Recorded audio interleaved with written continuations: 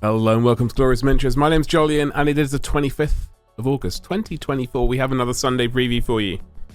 This is potentially the last video of these. I'm hoping either this coming Sunday or the Sunday after we'll be doing these live streams, but until then, let's get into it. So, machines wage civil war on Mars and chaos hordes descend from the north. Next week is the Warhammer preview show, Nova Open 2024, which will have reveals and roadmaps for some of your favourite games. But before that, we've got a Sunday preview, packed with releases. The Martian Civil War begins in the Horus Heresy with a new campaign book and standalone plastic miniatures, while the Warriors of Chaos are poised to bring ruin to the old world with a horde of releases. Ooh, that's going to be interesting. I've got one in mind which I'd love to see, but we'll have to scroll down to find out. So here we go. We got the Campaigns of the Age of Darkness, the Martian Civil War. Great swathes of Mars seceded from Imperial rule during the Horus Heresy, and the tireless deluge of machines and weapons pouring from its factories posed a mounting threat to the throne world as Warmaster drew ever closer.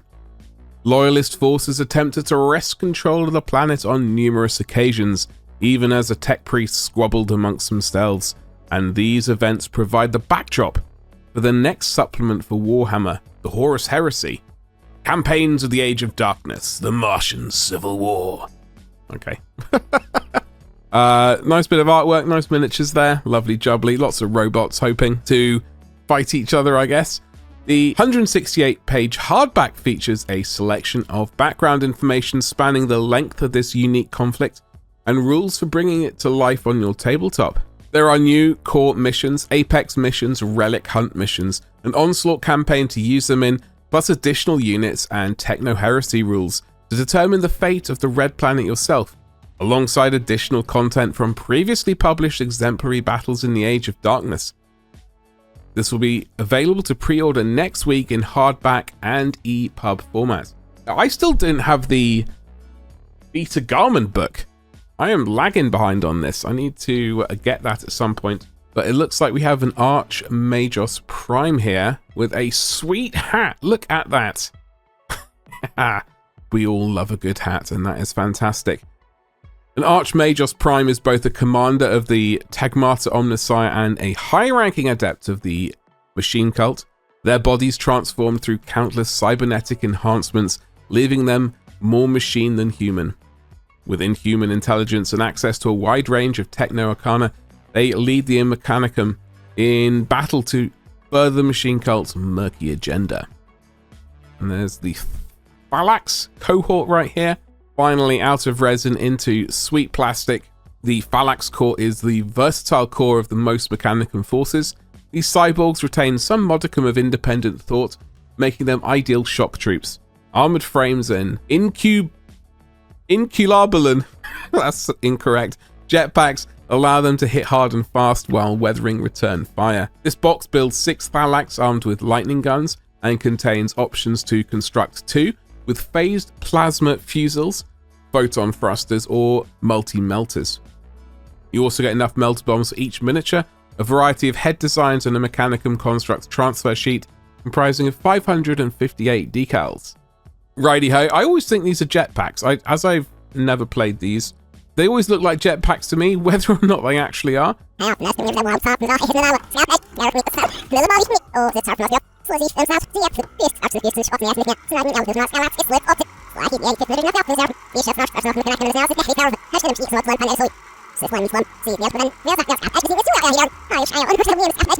Inculabulan.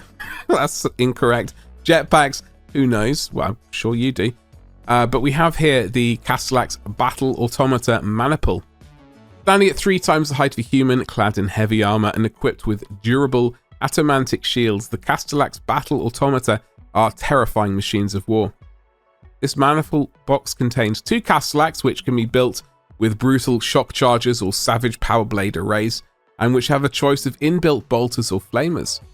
Their sturdy frames allow them to carry shoulder-mounted Mauler bolt cannons into battle, and the box also contains 1 Darkfire cannon and 1 multi-melter for more specialized loadouts. You can also get a Mechanicum Constructs transfer sheet comprising of 558 decals. Now, I do have a couple of these older ones in resin, in fact, for when I start an Iron Warriors army. Maybe I will eventually finish that, but no doubt I could also upgrade to some plastic ones at some point if I ever get back to them. And then finally, well, not finally, moving on to my most favourite Mechanicum unit, the Thanatar Cavus Siege Automata. Look at it, majestic. The Thanatar Cavus Siege Automata are among the largest automata deployed by the Mechanicum, designed to operate as mobile artillery platforms. Their hulking forms can easily withstand incoming fire, and they sport their Halex pattern plasma mortar, a massive weapon which lobs spheres of superheated energy at enemy lines with devastating results. Each Thanatar is equipped with shock charges and a twin-linked Mauler bolt cannon. Also included is a Mechanicum Macro Constructs transfer sheet comprising of 394 transfers, so that's evidently a different one with a different name. Okie dokie, I do like this miniature. Maybe one day I'll treat myself. We got the Tech Thralls Covenant here. The Tech Priests of the Mechanicum require a vast pool of expendable labour to undertake their grand industrial operations, and they have perfected the process of mutilating and overriding consciousness to create loyal Tech Thralls. When battle approaches, covenants of Ad Secularis Tech Thralls are dispatched to act as cheap cannon fodder, marching forward while unleashing a withering barrage of Laslock fire, even as they're cut down by enemy weapons. This box contains 20 Ad Secularis Tech Thralls, ready to unquestionably follow the lead of the Tech Magi. We've got the Triaros Armored Conveyor here. Appearing unlike anything seen in the wider Imperium, the Triaros Armored Conveyor is a design that relies on a number of unique technologies that are held as arcana by the Magos Autocrator. Thick armor, lead, technocant wardings, and an array of energy shields allow this transport to operate in extremely hostile environments and help to protect its cargo of Tech Thralls from incoming enemy fire as they are carried to the front lines. This large dedicated transport has a transport capacity of 22 and is armed with 2 Volkite calibers, twin-linked Mauler bolt cannon, and has the options for 2 Hunter killer missiles. You also get a Mechanicum Macro Constructs transfer sheet containing 394 transfers. And obviously we have the Mechanicum dice right here. I do like this colouring. I'm not a huge dice goblin, but occasionally I do see some dice that do catch the eye. And they always have a very nice logo. But complement your Mechanicum army with a set of dice coloured in pearlescent red with white pips, which feature the Mechanicum logo on the 6 face. This set contains 19 standard D6 and 1 scattered dice for use in games of Warhammer, the Horus Heresy.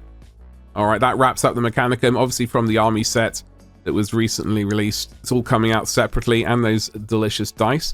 Then we move down to the Warhammer The Old World, the Arcane Journal, the Warriors of Chaos. From the frozen wastes in the north come the Warriors of Chaos, sacking and pillaging the lands of the Empire and claiming glory for the ruinous powers. This 48-page supplement provides rules for you to expand your army beyond the list found in the Forces of Darkness book, with new rules, background lore, and scenarios. Okay, let's have a look.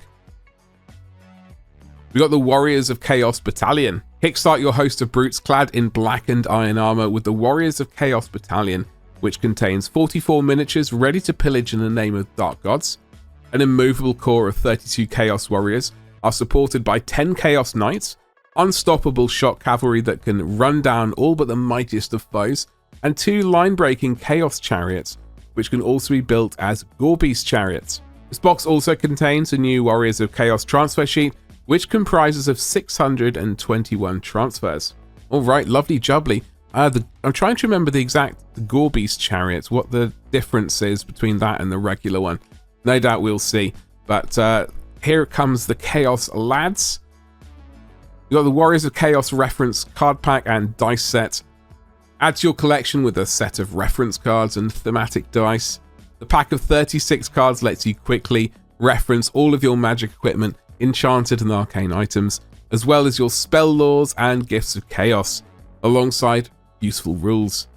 A set of 20 dice is cast in black and with gold pips, and features the 8-pointed Star of Chaos on the 6 face, perfect for invoking favour. I almost said flavour, from the ruinous powers on these important rolls. So no doubt this could also be used for chaos in 40k as well.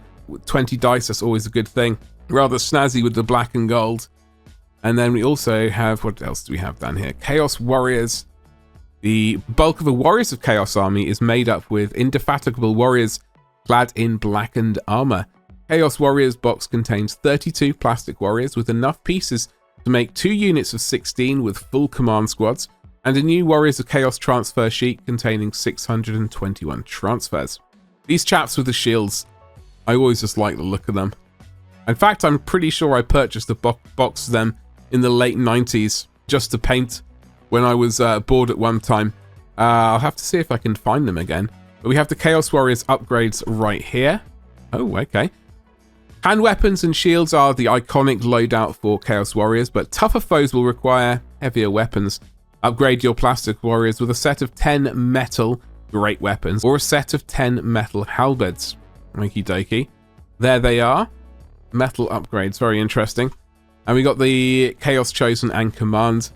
Chaos Warriors touched by the blessings of the Dark Gods are known as Chosen, terrifying combatants who cut their enemies down with supernatural strength provided by their malefic benefactors. These unstoppable juggernauts are available in a set of 5 metal miniatures, alongside a separate set of 5 metal miniatures to represent a command contingent. Okie dokie.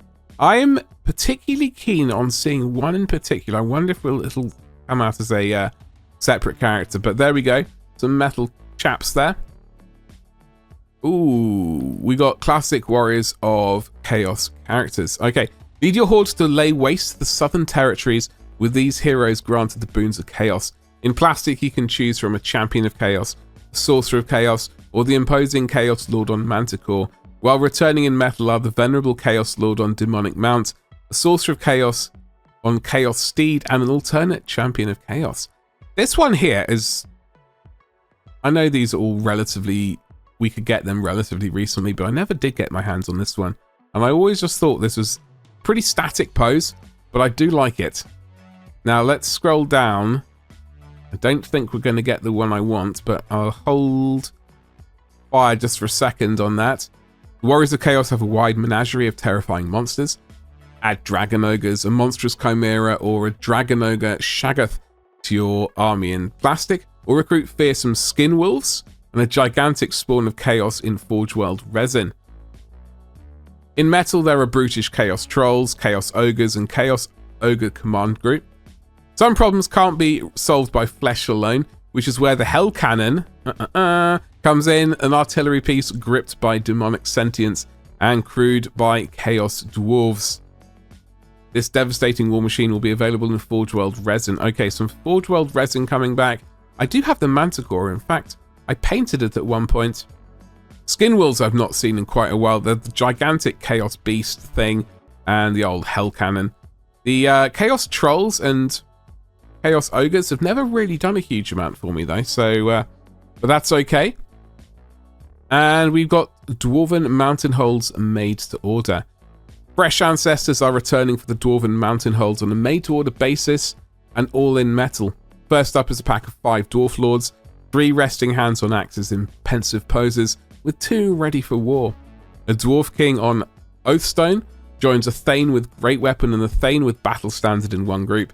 Then there are 3 Dwarf Runesmiths from ages past, alongside a set of Slayers of Legend, ready to seek their doom in battle. Finally, add some history to your collection with the Dwarf Queen, originally known as Queen Helgar from the Grudge of Drong expansion. These are available to order from 10 AM local time on Saturday the 31st of August, that's this coming Saturday, until 8 AM BST on Monday the 9th of September. So you have around about a week to get those orders in. And as made-to-order products, they may take up to 180 days to ship. Okay, and then we got some Black Library stuff here. The End and the Death Volume 1. Below there. After war across countless planets and an untold number of deaths, the War Master has arrived and the final hour is nigh. The End and the Death Volume 1 is Dan Abnett's capstone, the Siege of Terror and Horus Heresy series, the first part of the trilogy that brings the Emperor into confrontation with his prodigal son. You'll be able to pre-order this landmark novel in paperback next week. Now, this is the one I've been waiting for. I would have loved to have got in on the hardback sort of bunch of them, but I got back into reading all the books way too late, and it would frustrate me no end to have partial paperback and partial hardback copy. It would drive me absolute potty, so I just took the L on that one and just went paperback the whole way. And we have the collection 13 here. Okay. French readers can dig further into the Horus Heresy with collection 13, which bands together 3 books in paperback and ebook formats. The collection opens with the anthology The Silent War, which covers the shadowy conflict running in parallel between Alongside Angels of Caliban by Gath Thorpe and Praetorian Adorned by John French. Okay, and we've got Omnibus 15 here. German fans of the Horus Heresy can get books 43, 44, and 45 in one handy tome with Omnibus 15, which contains the Shattered Legions anthology, a collection of stories which follow the scattered remnants of the Dropsite Massacre, alongside The Crimson King by Graham McNeil and Talon by John French. It will be available to pre-order in paperback and ebook formats next week. And we have the Imperial Palace Undone map. Adorn your hobby room with an artist's recreation of the Imperial Palace during the Siege of Terror with an A2-sized map showing the Palace Undone. Printed on cotton and wrapped in faux leather map wrap, which is secured with a faux leather cord, fitted with leather pendant, and it's designed to look and feel like an artifact from the Horus Heresy. It also comes in a box featuring gold foil details. Okay, so that is a map right there of Imperial Palace. A2 size, if that is your jam. And then it's obviously the Warhammer Plus stuff, which we don't do on this channel, as you all know. So that is that. A lot of Horus Heresy stuff, the Mechanicum side of things is coming out. It's not generally for me. I did initially start a sort of small Iron Warriors army with a general gist of allying in or bringing in the Battle-automata, at least a couple of units of them just for fun, and I was going to do a bunch of dreadnoughts as well. That got put on hold though. I don't know if we'll get back to that, but who knows. As for the Old World stuff, I was really hoping to see Slambo reappear. I would have loved to have seen Slambo. I missed out on getting that miniature, and indeed his sort of plastic, sort of, he got a reimagining or a re-release in sort of plastic. I missed out on both of those, so I was kind of hoping to see one of those. Maybe in a future made to order I might be able to get it, and obviously the Dwarven made to order stuff. So it's good to see all that stuff coming out again for folks who missed it or want to get in on that action. That's a great thing, and more books, as I always say, is always a great thing. I do love reading. So as I said at the beginning of the stream, make sure to like, subscribe, and indeed hit the bell for notifications. But I also said this is potentially one of the last videos on the sort of Sunday preview. It's either going to be next week or the weekend after that we'll start live streaming it. There is a slight hiccup with the window situation in the studio. It's getting very close to be resolved. I don't think it's going to be next Sunday. I'm really gutted. It would have been the 1st of September and it would have been very, very convenient, but it might well be the one after that. So have to make sure to check back, and then we can, well, we'll soon be back to actually painting miniatures on this channel, which is going to be wild. Something which is, well, it's taken so long, and I'm so happy to be almost painting again. But I am printing again. I have started printing again. I've done a bunch of test prints over the last few days. I think we've finally dialed in the settings for the printers, and I think we're good to go on that front. So that's that. What are you looking for? Anything in this Sunday preview has tickled your fancy? Let me know in the comments below, and I will see you in the next one. Thank you. Goodbye.